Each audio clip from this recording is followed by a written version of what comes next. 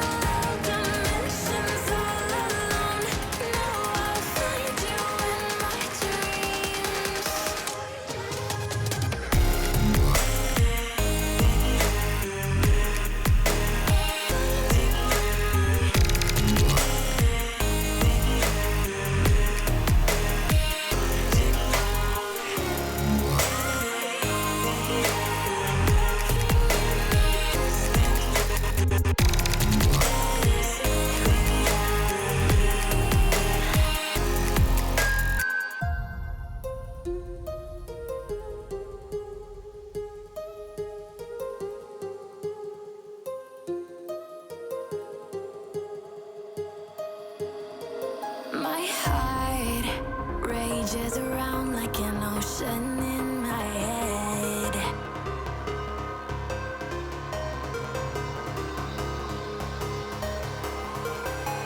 I can almost feel you walking in the distance, but I know that it's not reality.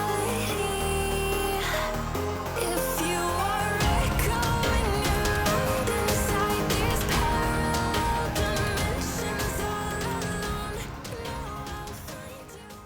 So we got the inside vacuum up. You guys can see nothing perfect. Doesn't have to be too shabby, but yeah. Got it in there. You guys can see I just mainly did it for the metal shavings. I mean, I know I'm gonna be covering everything up, so it's not a big deal, but I just didn't want to deal with that, so, or at least no peace of mind. But yeah, man, I love how the shifter came out. Perfect, man.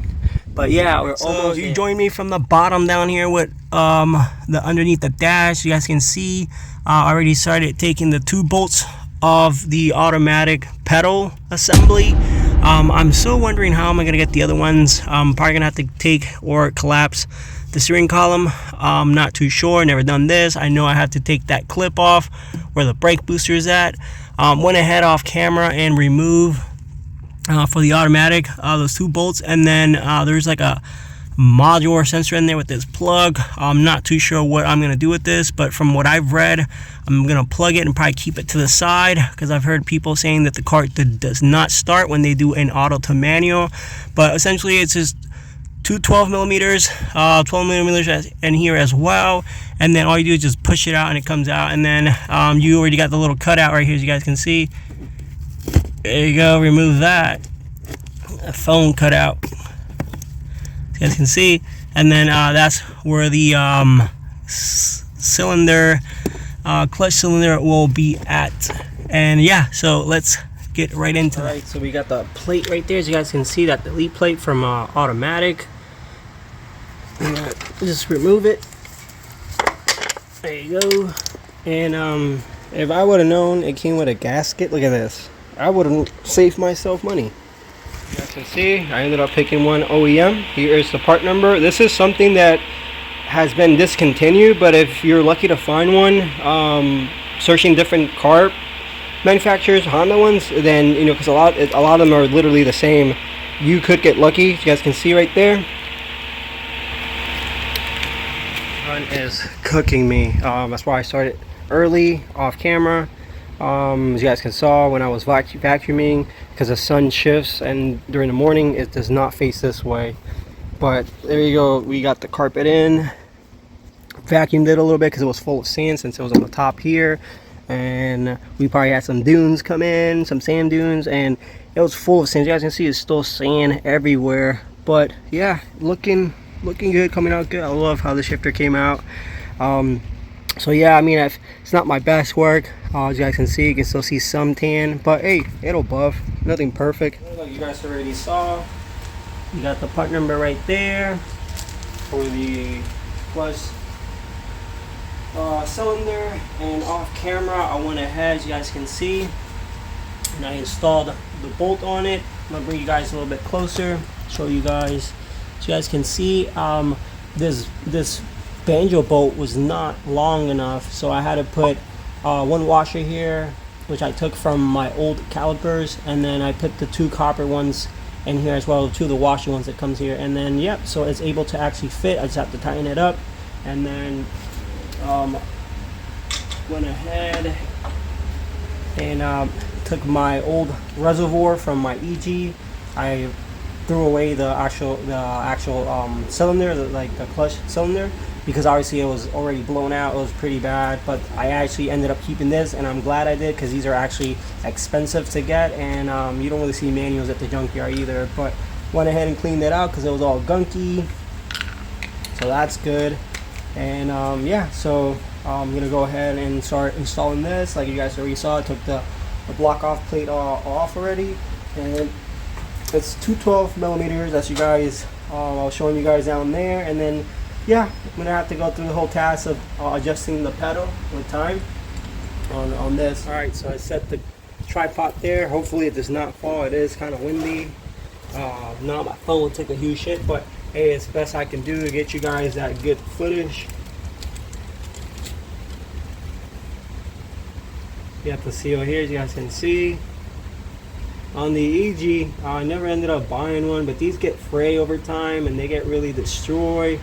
So on the EG, I actually ended up just reusing the one that I had. It was like all broken. You guys can see right here, just installing it. It's always good to run this. You don't want anything leaking inside the cabin, and I just want to be prepared, do it the right way for the most part, because I skip a lot of steps.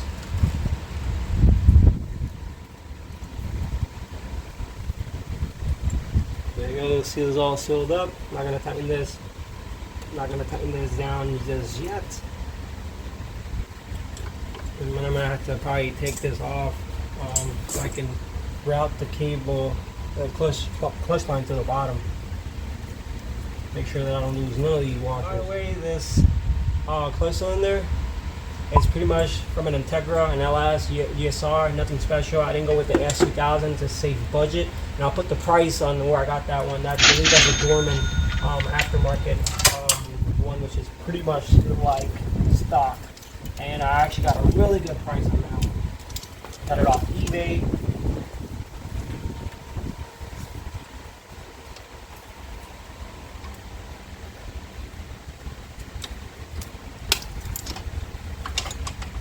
Alright, so I'm going to keep it for right here. I don't have a lot of room back is killing me.